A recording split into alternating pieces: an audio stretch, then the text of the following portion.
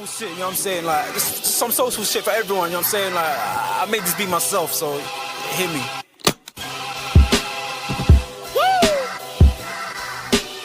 I mean, like, we can pull that clown shit away. There's some real shit for you. I'm spazzing right now, so listen, let's go.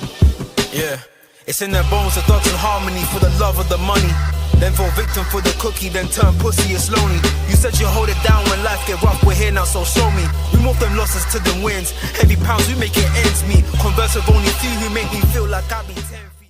Yes, what's going on, Pete's man? Back in the building. We're here for the big clash this weekend. Manchester City versus Liverpool. Once upon a time, this would have been a title game, but unfortunately for Manchester City, it is not that. Fortunately for Liverpool, it can help them on their way to the title, man. It can help them on their way to the title. Guys, make sure always, please, smashing the like, sharing, and subscribing.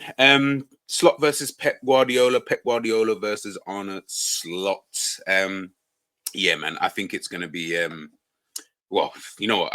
I don't even know, because I know if I say, oh, it's going to be a blockbuster of a game, then all of a sudden it's going to be 0-0, absolute boring.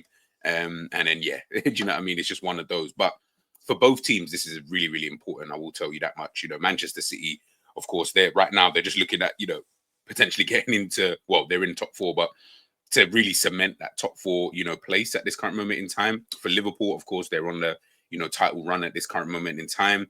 Obviously, at the time of this video, Arsenal have not played their game in hand. So who knows, by the time this video comes out, you know, on Sunday morning, who knows where, you know, what the table might be looking like. I believe if Arsenal win, you know, they'll be 5 points behind Liverpool. So yeah, it'll be all to do for Liverpool, of course. And, you know, the Etihad isn't a place, you know, that Liverpool go and win often, if really anytime, to be honest, you know, to be honest with you.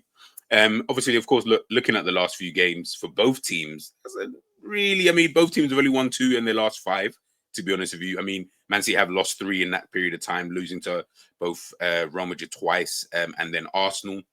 So I guess you can kind of count one of those. And then obviously Liverpool losing to Plymouth, drawing to Everton, drawing to Villa. Yeah, so it's not been great form that both teams are like. Usually they'll be coming into this, yeah, both have won the last 5 games and we don't know who's going to win this. This one is like, both didn't win their last match. Yeah, it's a bit weird. It's a bit weird. I will tell you that much. But listen, man, it's Manchester City versus Liverpool, man. So I'm hoping it's going to just be a good game first and foremost. You know what I mean? I think both sides this season. Obviously Liverpool going for the title, but Man City, you know, just being Manchester City this season, you know, just not being the same team, man. So it doesn't have that same kind of feel, you know, that same energy that you go into this game. Like usually it's like, yo, this game is going to be a Mazzoline kind of thing. And you can see by the points difference. I mean, look, they're 17 points behind us at this current moment in time. So yeah, I don't think they're thinking about title anytime soon. They've lost 7 times, you know, this season. So you can see massive drop off, you know, from Manchester City. In terms of like the little stats and stuff, City have scored 10 in their last 5. So have Liverpool. Liverpool have been awarded the most penalties this season. 7. That's interesting. I did not know that. Man City are ranked 3rd at home for home victories and points at home this season. Mohamed Salah, obviously the top scorer.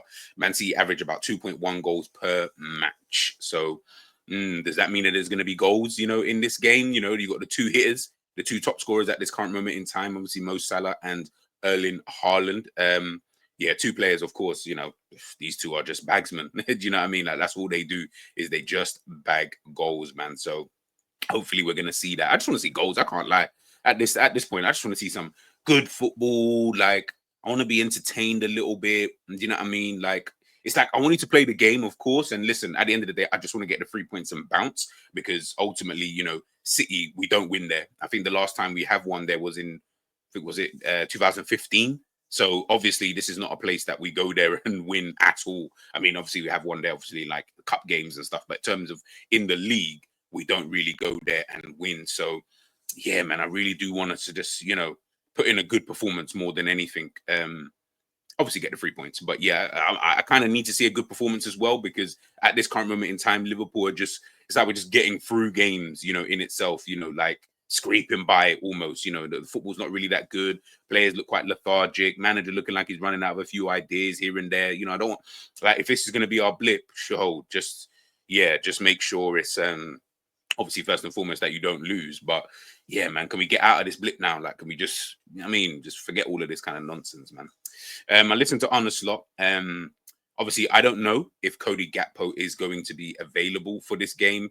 Again, like I say, at the time of this video in itself, I'm recording this on the Friday, so anything, it could all possibly change, you know, by the time we get to, you know, the match on Sunday. So hopefully he's fit and available, because right about now, the attackers that we've got, oh, Jesus Christ, if your name is not Mo Salah, then yeah, it's not really looking too good for you. But we've said this before. I've said this before. We've said this before.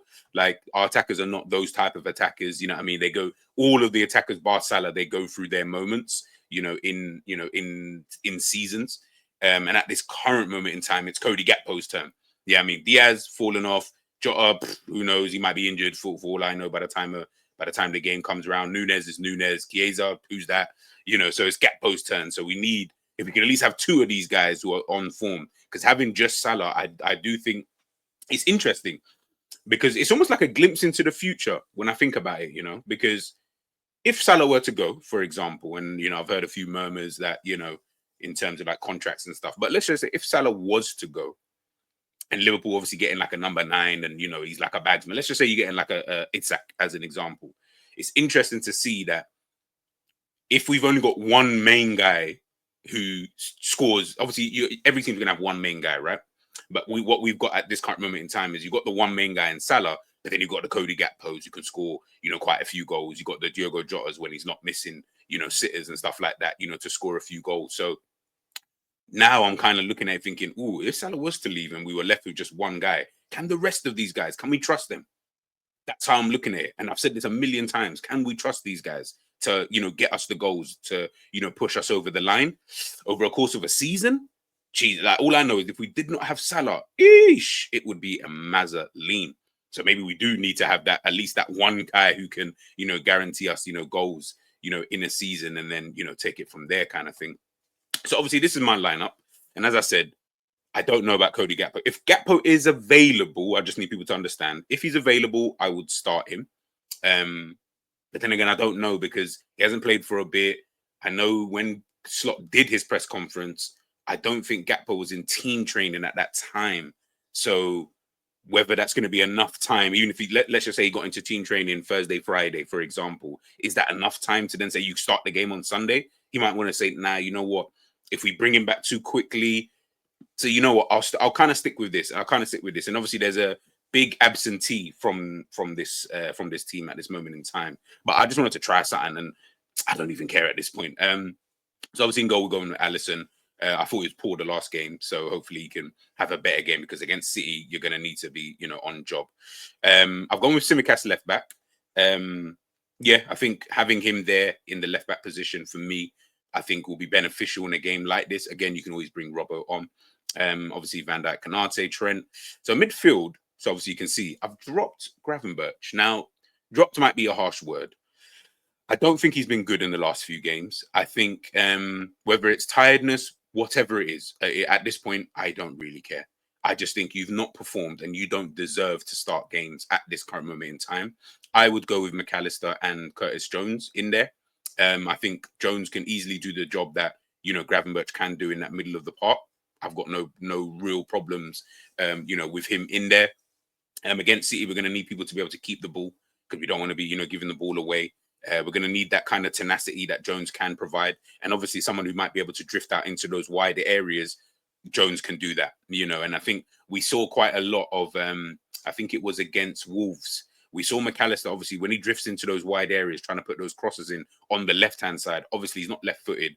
The crosses were so poor, it was getting on my nerves. And it's like he didn't have the awareness, the IQ to just kind of understand, you know what, I can't keep just firing crosses into the box. Maybe I got to check back. Jones will do that. Yes, at times, Jones does hold on to the ball a bit and etc. I get all of that. But I think in a game like this, I wouldn't mind him in that kind of left central kind of position. But one thing ENDZ mentioned on his stream the other day, you know, was about Liverpool not really playing with a double pivot anymore. So again, it's a bit, it's one of those, isn't it? Like, I wouldn't mind, not that I wouldn't mind, but just because Gravenberch just hasn't really, he looks, if he is tired, then that's what it's looking like at the moment. Bring him on if you have to. And again, I'm not going to be mad if he starts, obviously, because it's Gravenberch, right? And he's been good this season. But at the same time, I'm like, brother, I'll be honest, man. I'd rather you get a little bit of a rest and we can bring you on and we might need you, you know, later on. But at the moment, he's not adding anything for me. Like, nothing he's doing we need in the midfield, if that makes sense. And I think Jones can add a little something different at the bare minimum. And as I said, I trust him a lot more than any of our midfielders in those wider areas. McAllister's McAllister. Do I think he's been great? Nah, not really. But his tenacity in there might just help, especially with the kind of energy I think that we're going to need in this game to be able to defeat Manchester City. Because I feel like that's how you get at them, is with using that energy. I think once you start, you know, being quite intense and stuff like that, we've seen it with Bournemouth this season. I think, yeah, that's how you can possibly, you know, get at them, and also, you know, keeping the ball, you know, well enough.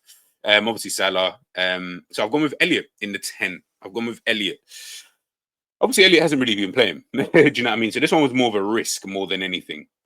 But Szoboszlai, listen, you guys know I've backed him, and I still back him because I still think that he serves a purpose, so to speak. And again, he might be fine for this kind of game. Like, I really don't know, and I'm not the manager. But I do think that when we do get in and around the box, he is no help whatsoever. You know, I think now I can admit that in, you know, February now, yeah, you're no help. You're really more of a hindrance in and around the box more than anything else. I think Elliot is a lot more cute with it. It sounds weird, but he's a lot better, in my opinion, in those areas. Also, Elliot's got a chip on his shoulder and he's got a point to prove. Elliot will bring that tenacity. Elliot will bring that tenacity in a game like this. Yes, people say he's not strong, and this, I get all of that. But I don't think this game is about physicality and physicality more than anything. For me, I feel like it is more about the tenacity. I feel like Elliot and Jones can bring that in the midfield. Against Manchester City, I believe they can bring that, and they can play football. And Elliot, I trust a bit more in those pockets of spaces. I think he can do that. And again, just like with Curtis Jones, they can drift into those wider areas and they're still comfortable to play there. So you can drop into a potential 4-4-2 if you need to. Elliot might, you know, drop out wide into that right wing area or right midfield, whatever you want to call it. Maybe Salah comes inside. Maybe they can swap.